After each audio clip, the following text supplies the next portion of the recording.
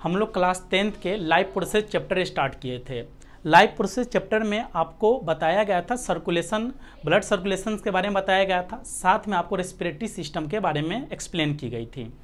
अब हमने blood circulation में ही हमने कुछ पॉइंट्स हमने बोला था आपको कि हम नेक्स्ट क्लास में पढ़ेंगे, जिसमें आरबीसी, डब्ल्यूबीसी और प्लेटलेट्स के बारे में जानना है। इसमें आपको हम बताएंगे कि क्यों किसी भी इंसान की कोरोना से डेथ हो जा रहा है, क्यों कोई इंसान एक 2 मंथ्स के बाद रिकवर कर पाता है, कोई इंसान क्यों 5 6 7 दिन के बाद वो रिकवर कर लेता है, ऐसा क्या होता है कि वो जल्दी रिकवर कर लेता है, कोई जल्दी रिकवर नहीं कर पाता है। आज आपको एक्सप्लेन कर देंगे। साथ में ये भी बताएंगे कि कोई भी इंसान किसी भी डिजीज से जल्दी मर जाती है, कोई नहीं मरता है, क्या वजह है, सारा रीजन आपको यहाँ पे बताया जाएगा। ब्लड सर्कुलेशन हमने स्टार्ट किया था, जिसमें आपको बताया गया था कि मेल में ब्लड की परसेंटेज कितनी होती है, फीमेल में कितनी होती है, स्प्लीन क्या होता है, ब्लड स्टोर कहाँ होता है। उसके बाद आपको बताया गया था कि स्प्लीन क्या क्या करता है, वो सारा बताया गया था। हीमोग्लोबिन की परसेंटेज कितनी होनी चाहिए मेल में, कितनी होनी चाहिए फीमेल में, उस आपको पीछे वाले पार्ट्स में पढ़ा दिया गया है। तो आप उस पार्ट्स को अच्छे से देखिए, उसमें हर एक पॉइंट क्लियर किया गया है। इसी का 2 पार्ट्स और देखे थे, जिसमें आपने देखे थे प्लाज्मा, जिसकी परसेंटेज एन एवरेज 55% या आप इसको 60% भी कंसीडर कर सकते हैं। साथ में दूसरा देखे थे कॉर्पस्कल। कॉर्पस के जो परसेंटेज होती है, यहाँ पे आप 40 या 45% ले सकते हैं। कॉर्पस्कल का जो परसेंटेज होती है, इससे जो कॉर्पस्कल है, इसके फर्दर 3 पार्ट्स होते हैं। 3 पार्ट में आरबीसी, डब्ल्यूबीसी और प्लेटलेट्स। आज हम लोग ये तीनों पार्ट को 1 बाय 1 एक्सप्लेन करेंगे अच्छे से। आप हर पॉइंट को देखिए, बहुत सारी चीज़ें आपकी लाइफ से सीखने की मिलेगा यहाँ पे। पहला हमने देखे कि आरबीसी का जो फुल फॉर्म होता है वो रेड ब्लड सेल होता है। रेड ब्लड सेल कीजिए, या इसे आप कॉर्पस्कल भी बोल सकते हैं, यानी रेड ब्लड कॉर्पस्कल या सेल दोनों सेम होती है। याद रखिएगा। स्ट्रक्चर की बात करते हैं तो इसका जो स्ट्रक्चर होता है वो बाइकॉन्केव होता है। बाइकॉन्केव कहने का मतलब है कि ये ग्राउंड होता है और बीच से चिपटा होता है, यानी राउंड होता है और बीच से चिपटा होता है। आप कोई ब्रेड ले लीजिए, ब्रेड ले लीजिए, उसको बीच से चिपटा कर दीजिए, वही आपका आरबीसी हो गया, यानी रेड ब्लड सेल हो गया। इसमें क्या होती है कि जैसे जैसे आप ऊंचाइयों पर चढ़ते हैं, आपको पता है कि जब हम लोग ऊंचाइयों पर चढ़ते हैं तो ऑक्सीजन की क्या होती है, कमी हो जाती है, ऑक्सीजन कम जाती है, ऑक्सीजन नहीं मिलती है। तो इस कंडीशन में ये क्या करता है, आरबीसी अपने साइज को इंक्रीज कर देता है, साइज को बढ़ा देता है। तो याद रखिएगा कि increase in size with height, increase in size with height. जैसे जैसे आप ऊपर की ओर चढ़ाइयों पर चढ़ते हैं, वैसे वैसे आरबीसी की साइज इंक्रीज होने लगती है। नेक्स्ट टर्म क्या है, लाइसोसोम्स। देखिए, इसमें लाइसोसोम जो होता है वो एब्सेंट होता है, इसमें लाइसोसोम नहीं होता है। इसीलिए लाइसोसोम नहीं होता है, यही रीजन है कि आरबीसी को ये डाइजेस्ट नहीं करता है। क्योंकि लाइसोसोम के काम क्या करता है, ये सेल को डाइजेस्ट करता है। इवन जब कभी कभी वो डेड सेल को डाइजेस्ट करता है, कभी कभी लिविंग सेल को भी डाइजेस्ट करने लगता है। ये तब करता है जब सेल चैप्टर को पढ़ाया जाएगा, उसमें बता दी जाएगी क्यों डाइजेस्ट करता है। इसको सुसाइडल बैग इसीलिए नाम दी जाती हैं, इसे सुसाइडल बैग, क्योंकि खुद की सेल को ये खुद खा जाता है। यही रीजन है कि इसे सुसाइडल बैग भी कहा जाता है। तो इसमें लाइसोसोम एब्सेंट होता है, इसीलिए आरबीसी को ये लाइसोसोम जो है वो डाइजेस्ट नहीं करता है। तो आरबीसी को डाइजेस्ट कौन करता है, स्प्लीन, जिसे हम ब्लड बैंक भी बोलते हैं, और ये डाइजेस्ट करता है, इसीलिए इसे हम कब्रिस्तान भी कहते हैं। जो आपको बताया गया था स्प्लीन वाले टर्म्स में, सारा आपको एक्सप्लेन कर दी गई थी। उस वीडियो देखेंगे, आपको सारा चीज़ क्लियर हो जाएगा। ये इसको जो डाइजेस्ट करता है आपको आरबीसी को, वो डाइजेस्ट करता है स्प्लीन, नॉट लाइसोसोम। बात आता है न्यूक्लियस। देखिए, इसमें न्यूक्लियस भी एब्सेंट होती है। आप सोचेंगे कि न्यूक्लियस क्या होता है, केंद्रक, हिंदी में जिसे केंद्रक कहते हैं। देखिए, ये न्यूक्लियस के वजह से ही आप कभी भी आरबीसी से किसी का भी डीएनए आरएनए चेक नहीं कर सकते हैं। वो डीएनए आरएनए बताएंगे आपको, वो कभी भी चेक नहीं कर सकते हैं। क्यों? क्योंकि उसमें आरबीसी एब्सेंट होती है। डीएनए से अगर आपको लगता है कि जो आपके मम्मी पापा हैं वो आपके रियल के मम्मी पापा नहीं है, चाहे मम्मी पापा में से कोई डाउट हो रहा है, तो चाहे आपको लगता है दोनों नहीं है, हमें गोद लिए हैं, एडॉप्ट किए हैं, तो डेफिनेटली आप उनका डीएनए चेक करवा सकते हैं। अब कहेंगे कि सर डीएनए कैसे चेक करवा सकते हैं, उनसे ब्लड लेंगे, हम फिट नहीं जाएंगे। ब्लड लेने की कोई ज़रूरत नहीं है आपको। क्या कीजिए, उनकी एक हेयर ले लीजिए, आप हेयर से भी डीएनए चेक करवा सकते हैं कि आपको पापा है या मम्मी, खुद क्लियर हो जाएगा। ठीक है, तो ये चीज़ चेक करवा सकते हैं। ये तब चेक करवाई जाती है जब डाउट्स होती हैं, है ना, कि नहीं मेरे पापा नहीं है, मम्मी नहीं है, तो आप उस कंडीशन में डीएनए चेक करवा सकते हैं। आरबीसी से कभी भी डीएनए चेक नहीं होती है। क्यों नहीं होती है? क्योंकि आरबीसी में न्यूक्लियस एब्सेंट होती है, लेकिन बाल में न्यूक्लियस प्रेजेंट होती है, यानी केंद्रक प्रेजेंट होती है, बॉडी के और पार्ट में प्रेजेंट होता है, सिर्फ और सिर्फ आरबीसी में प्रेजेंट नहीं होता है। इसीलिए कभी भी आप ये जो डीएनए होता है वो चेक नहीं कर सकते हैं आरबीसी से। बात करते हैं कि इसके कॉर्पस की परसेंटेज कितना होती है हमारी ब्लड में। तो याद रखिएगा, हमारे ब्लड में आरबीसी यानी कॉर्पस की जो परसेंटेज होती है वो 95% होती है। आप बोलेंगे कि सर क्लियर नहीं हो रहा है कि क्या आप कह रहे हैं 95%। मैंने ऑलरेडी पिछले क्लास में बताया गया था, ये बताया गया था आप लोगों को कि इसमें जो 95% की बात हो रही है कि जो हमारा ब्लड में आरबीसी की परसेंटेज होती है वो 50 लाख होती है। 50 लाख आरबीसी हमारे ब्लड में होता है, जिसकी जो लाइफ होती है 120 डेज, 120 दिन की लाइफ होती है। तो इसीलिए आप परसेंटेज में निकालेंगे तो ये लगभग 95%। क्यों? क्योंकि जो हमारा यहाँ पे आप देखते हैं डब्ल्यूबीसी के जो यहाँ पे परसेंटेज की बात की जाएंगी, इसकी नंबर्स की बात किया जाएंगी, इसकी संख्या की बात की जाएंगी, तो वो 10,000 होता है, लगभग 10,000। और 10,000 से कम है तो आपको दिक्कत हो जाएगा। 10,000 होती है किसकी? डब्ल्यूबीसी की। एंड साथ में इसकी जो जीवन होती है, इसकी लाइफ जो होती है 4 डेज होता है। 4 डेज के बाद वो मर जाता है, फिर न्यू बन जाता है, क्योंकि प्लाज्मा अभी भी आपके बॉडी में जीवित है, मरा नहीं है। चीज़ को याद रखिएगा। अब बात आता है प्लेटलेट्स का। तो ऑलरेडी पता है कि हमारे बॉडी में प्लेटलेट्स की जो क्वांटिटी होनी चाहिए, जो नंबर होनी चाहिए, वो 2 लाख होनी चाहिए। ऐसे मेडिकल साइंस में 150 लाख से लेकर 450 लाख के आसपास, यानी 1.5 लाख से लेकर 4.5 लाख होनी चाहिए। लेकिन आप स्टूडेंट लाइफ जी रहे हैं, अगर प्लेटलेट्स आपका 2 लाख से कम है तो आपको सुस्ती वगैरह आएगा। तो आप अपने प्लेटलेट्स को 2 लाख तक रहने दीजिए, उससे ऊपर जितना ले जा सकते हैं। वो बताएंगे प्लेटलेट्स कैसे बढ़ाई जाती है, हम प्लेटलेट्स टर्म में बताएंगे आपको, ठीक है। आपको ऑलरेडी पता है कि ब्लड में ही क्या होता है, हमारा ब्लड में ही आरबीसी होता है, और आरबीसी में क्या होता है? एचबी यानी हीमोग्लोबिन। ऑलरेडी पता है आपको कि आरबीसी में क्या कंटेन करता है? आरबीसी हमारा हीमोग्लोबिन कंटेन करता है, और यहीं पे एक्सचेंज ऑफ गैसियस, गैस का एक्सचेंज होता है, यानी ये बॉडी के डिफरेंट पार्ट से कलेक्ट करता है CO2 को, एंड वापस किसको दे देता है? लंग्स को, लंग्स यानी फेफड़ा को, और फेफड़ा से वो क्या ले लेता है? फेफड़ा में जो प्रेजेंट होता है एल्वेली, वहाँ से ये O2 लेता है और बॉडी के डिफरेंट पार्ट्स में डिस्ट्रीब्यूट कर देता है। याद रखिए, तो ब्लड में आरबीसी में हमारा एचबी यानी हीमोग्लोबिन प्रेजेंट होता है। बात आती है कि सर मान लीजिए अगर आरबीसी के हमारे बॉडी में कमी हो जाएगी, तो आरबीसी की कमी से होने वाले डिजीज का क्या नाम है? तो याद रखिएगा, आरबीसी की कमी से जो होने वाली डिजीज होती है उसका नाम है एनीमिया। एनीमिया हो जाएगा आपको अगर आरबीसी की कमी है तो। अगर आरबीसी कमी है तो आपको सुस्ती आएगा, एकदम सुस्त रहेंगे, एकदम पढ़ने का मन नहीं करेगा, नींद आते रहेगा, थोड़ा देर पढ़ेंगे सो जाएंगे, ऐसा कंडीशन बन जाता है अगर आपके आरबीसी नहीं है तो। यानी आप देखते छोटे छोटे बच्चे को देखते हो एकदम 2 दिन भर दौड़ते रहता है, भागते रहता है, बट वो टायर्ड नहीं होता है। क्यों? क्योंकि उसके बॉडी में आरबीसी बहुत होती है, 50 लाख बिल्कुल होती है, उसको एवब रहती है, एकदम घूमते रहता है, मस्ती में खूब कूदता है। लेकिन हम लोग सिर्फ एक सीढ़ी चढ़ लेते, जीना चढ़ लेते, तो हम लोग हाँफने लगते हैं, दम फूल जाती है। क्यों? हमारे बॉडी में आरबीसी नहीं है। तो आरबीसी चेक करवाइए। अगर आरबीसी नहीं है तो आप पढ़ नहीं पाएंगे, आपके स्टूडेंट लाइफ बिल्कुल ख़राब हो जाएगी। तो आरबीसी चेकअप करवाइए, जाइए आरबीसी चेक कर देगा डॉक्टर, देख लीजिए कि 50 लाख से कम तो नहीं है। अगर कम है तो आप आरबीसी बढ़ाने के लिए डॉक्टर से कंसल्ट कीजिए, वो आपको बताएगा कि कैसे बढ़ाया जाएगा। याद रखिएगा कि इस एचबी में, हीमोग्लोबिन में ही एफी होता है। एफी मतलब आयरन, ऑलरेडी पता है, और इसी आयरन की कमी से जो है इनीमिया हो जाता है। याद रखिएगा, यानी ब्लड की कमी से हमारा एफी आयरन होता है, इसी कमी से इनीमिया हो जाता है। याद रखिएगा। तो डिफिशियंसी समझ में आ गया कि इसके कमी से कौन सी बीमारी होती है, तो इनीमिया होता है। अब बात आता है डब्ल्यूबीसी की। डब्ल्यूबीसी की बात करते हैं, जिसे हम लोग फुल फॉर्म में बोलते हैं। इसका फुल फॉर्म बोलिएगा तो ये व्हाइट ब्लड सेल होता है। ऑलरेडी पता है, व्हाइट ब्लड सेल बोलिए या व्हाइट ब्लड कॉर्पस्कल बोलिए, मीनिंग एक ही होता है। देखिए, ये हमारे बॉडी का सबसे मेजर पार्ट बोलिए। अगर ये आपका स्ट्रॉन्ग है ना, तो कोरोना कुछ भी आपका कुछ नहीं बिगाड़ सकता है, कोई भी डिजीज नहीं बिगाड़ सकता है।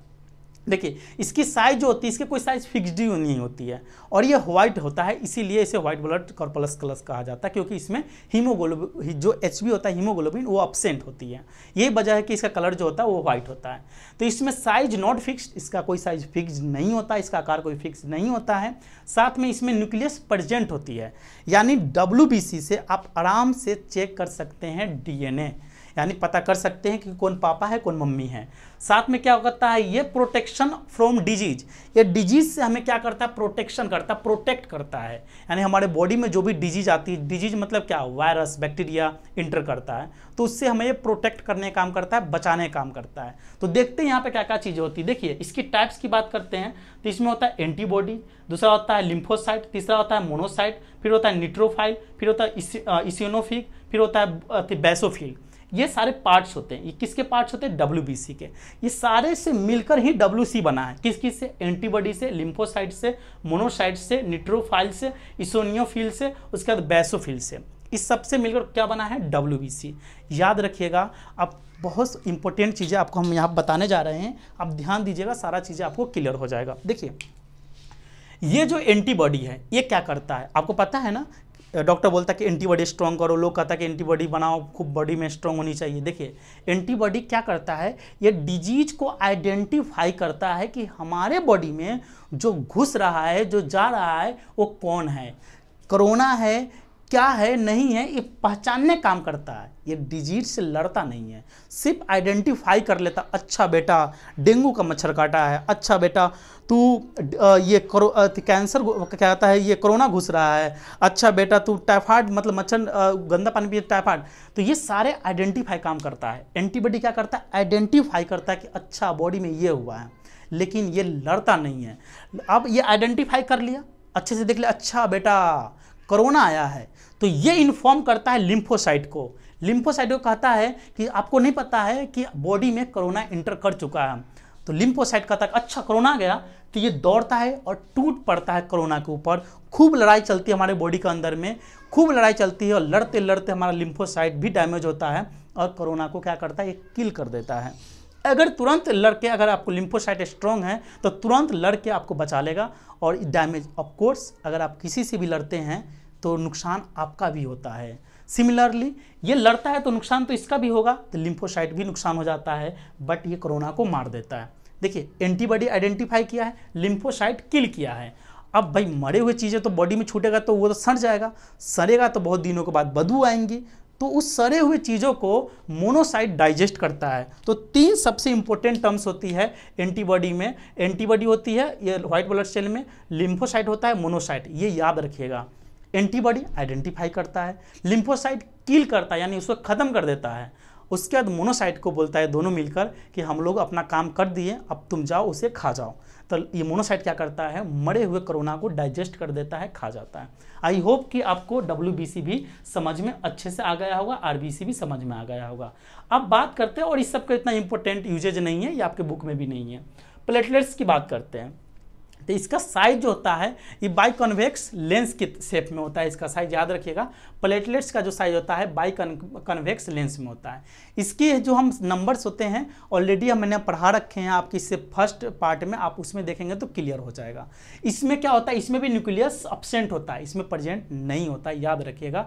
और ये क्या करता है, क्रम मतलब पावर देता है, हम लोग क्रूशियल पावर देता है, हम इंटरनल पावर देता है, हमें लर्निंग की क्षमता बढ़ाता है। यानी क्या करता है, ये एक्टिव करता है हमें पढ़ने उड़ने के लिए, और ये पावर को स्टोर करके रखता है। यानी एक्टिव तो कर दिया कि ठीक है पढ़ो, और ये क्या करता है, ये बीमारी से आपको बचा लेता है। और ये क्या करता है, आपको आराम से 8 घंटा 10 घंटा पढ़ेंगे, कोई नींद नहीं आएगा। क्यों, क्योंकि ये क्या करता है, आपको पावर दे रहा है। ये एक्टिव किया, बीमारी को खत्म किया, और ये पावर दे रहा है। अब पढ़ते रहो 10-10 घंटा। अगर आपके प्लेटलेट्स जो है बेटर है ना, 2 लाख से अब है, तो आप आराम से पढ़ते रहो 10-12 घंटा, कोई दिक्कत नहीं है, आपको कभी नींद आ ही नहीं सकती है। तो प्लेटलेट्स आप चेक करवाइए। प्लेटलेट्स अगर आपका कम है तो इसके लिए आप क्या होता है, आपको पता है जो एलोवेरा आता है, एलोवेरा का आप वो पी सकते हैं, गिलोय, एलोवेरा का गिलोय जो है, गिलोय के जूस पीजिए।